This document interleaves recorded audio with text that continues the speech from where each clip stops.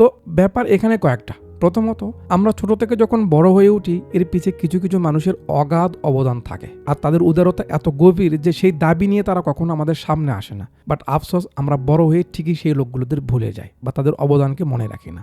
দ্বিতীয় ব্যাপার হলো অহংকার, অ্যাটিটিউড, দাম্ভিকতা, জাতপাত, সাদা কালো এসব যত চকচকই করুক না কেন, শেষ পরিণতি সেটাই হয় যেটা ঠিক বা মানানসই হয়। আপনি আমি যত বড় উঁচু মাপের মানুষই হই না কেন, অ্যাজ এ হিউম্যান আমাদের মাঝে কোনো কিছু নিয়ে এতটা অহংকার থাকা উচিত নয় যাতে কেউ আপনার আমার কাছে নিজেকে ছোট মনে করে। তৃতীয় ব্যাপার হলো অরিজিনালিটি।